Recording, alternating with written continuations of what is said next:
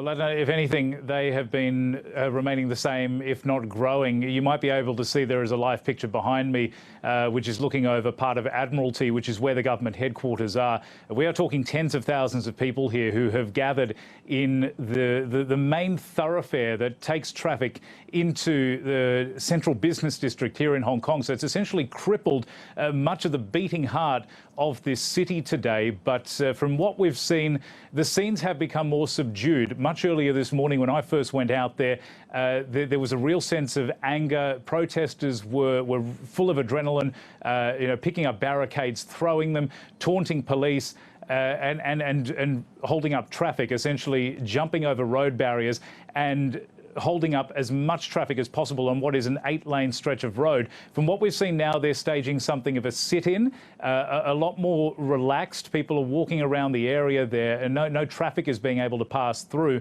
But this is a bit of a victory for the protesters. Ultimately, they want this extradition bill scrapped altogether. But the actions that they took this morning were more than enough for lawmakers to say, let's hold off the debate for at least another day.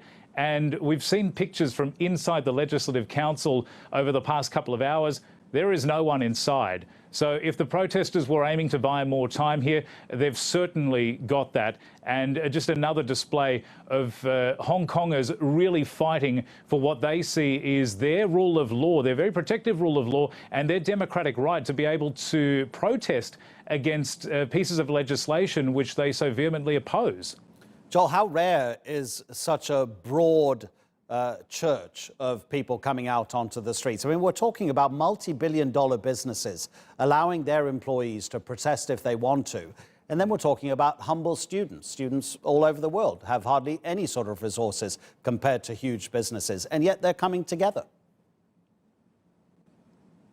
That's right. I wouldn't call this unprecedented, but certainly when you compare it to the Occupy protests of 2014, back then in the Umbrella Movement, this was started by a group of, I would say, hardline protesters, or people who were very much invested in one particular movement, and it kind of had a ripple effect from there. This time around, though, this has been much more of an organic revolution.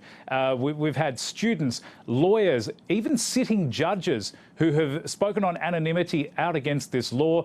We've had more than 100 businesses supporting workers going to protest today. You've had staff from Cathay Pacific, for instance, who've said that they are going to protest. So you're right, an incredibly broad church here, but I guess that goes to the heart of this issue. This is a bill that has such wide-reaching consequences, particularly in a hub like Hong Kong, which attracts so much business, that it's just unified them, and that's what we've seen today.